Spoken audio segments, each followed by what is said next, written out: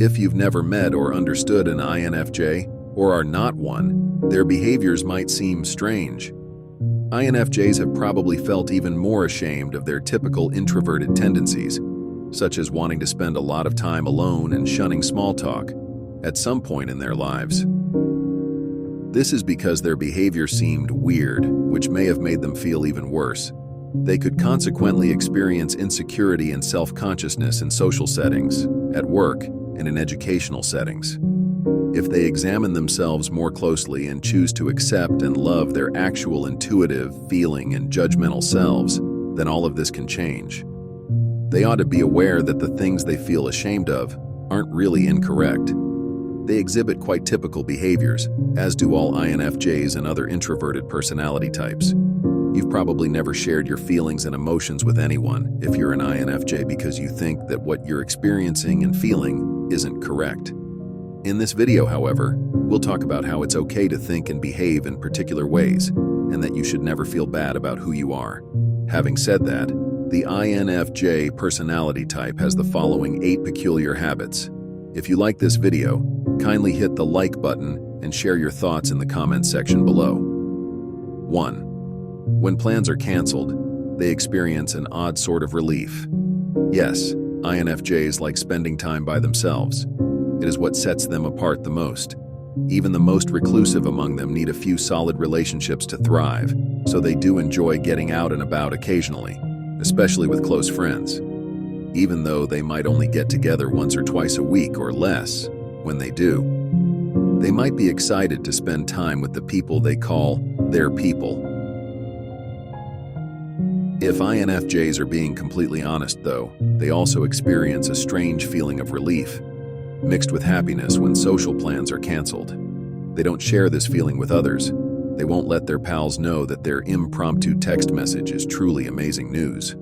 Rescheduled events typically result in a disastrous evening for extroverted individuals who find their energy in interacting with others. If the INFJ was anticipating the event, they might be momentarily let down, but in most cases, it's just another great excuse to enjoy a peaceful evening at home with a good book, or podcasts, movies, video games, or anything else. 2. They would rather text than make a call. Even if they are sitting there when the phone rings, almost all INFJs will not answer it. Getting a voicemail is preferable to having a conversation with a real person. They therefore favor texting. An unexpected text can startle even the most reserved person, but trust me, it's much better than a phone call. While texts can wait to be answered for a few hours, phone calls require attention and action due to their persistent ringing. Small talk occupies a lot of phone calls, or at least the first few minutes of them. This sets the tone for the call right away, as most INFJs don't like small talk. They're left wondering how much politeness is enough before moving on to the genuine conversation, because this crazy small talk feels fake. 3. They steer clear of overly chatty salespeople. For INFJs, online shopping is the best option. They find it unpleasant to spend time in a big, busy, noisy mall filled with people. What could be more detrimental than this? A chatty salesperson who keeps hanging around to assist them in making a decision in an empty store. Although intended to be courteous, INFJs are rarely comfortable in this environment. The attention and pressure aside, all they want is to make their purchases in the same private, self-initiated manner that they do. Consequently, in the event that they are forced to enter a store, they select those where they can walk around unnoticed. Sometimes, instead of approaching a salesperson, they would give up and leave even if they couldn't find what they were looking for. 4. To many, they reveal nothing, and to a select few, everything. An INFJ's close friends are typically the ones who are most familiar with them. The INFJ will only impart the bare minimum of knowledge to everyone else, and none of them will be aware of their personal lives or problems. ENFJs don't go for fame. They don't demand that everyone be aware of their name. They truly desire a small group of close friends or family members who are familiar with them well. Despite being aware of the quirks of INFJs, they nevertheless hang out with them. Even their darkest thoughts are confided in them with comfort. They also don't mind the occasional awkward silence. INFJs would rather not share their experiences with strangers they have just met, but others might feel compelled to. However, they are unstoppable once they establish a sincere connection with someone. 5. They wait for their neighbor to depart before they depart. They might hear or see their neighbor in the hallway or outside as they prepare to leave their house.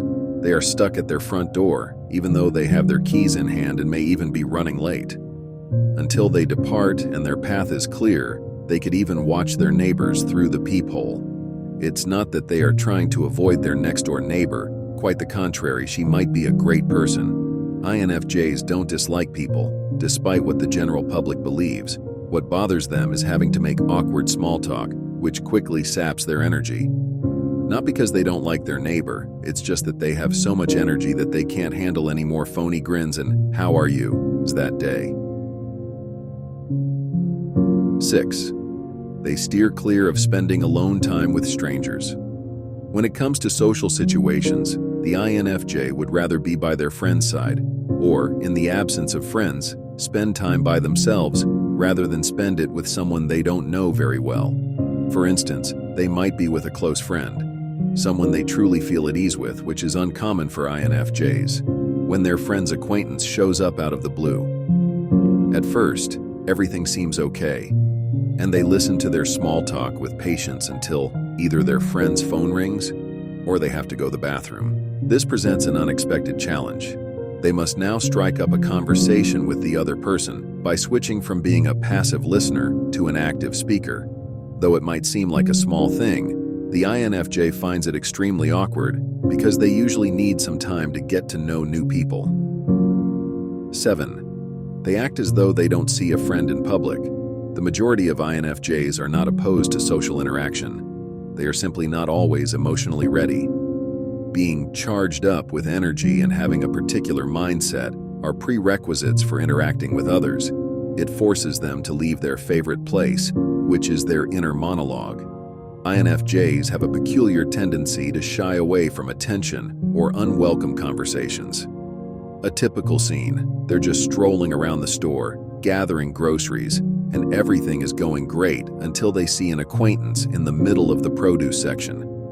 If you are acquainted with an INFJ, you are aware that their initial reaction might be to run away as fast as possible before someone notices them. "I just came here to acquire groceries, not to talk to people," they say. Thus, they merely change direction and assert they don't have any needs. 8. They become more outgoing. Although INFJs tend to be introverted, they can pretend to be outgoing when necessary. They may encounter circumstances that require them to be more outgoing. Consider this when they are in charge of an event at school and have to engage with their peers, or when they are meeting new clients or giving a presentation at work. In order to motivate their children to get up and leave the house for school each morning, parents of multiple children need to learn how to be outgoing. Because of their innate ability to empathize, they can do this with ease and will know when it is necessary. For those who know the INFJ well, this may seem strange, but they understand that it's the right thing to do. This personality type doesn't make one less capable of leading, nor does it make it a handicap. Although they can tolerate it quite well, it can get quite tiresome. They will find themselves exhausted and in need of some alone time at the end of the day if they have to be an extrovert at work or at home. The most crucial thing for INFJs is to acknowledge that their seemingly weird habits and behaviors are, in fact, more typical than they may think. Their INFJ personality is not wrong. It's acceptable to spare their finite energy and stay away from pointless interactions that will wear them out.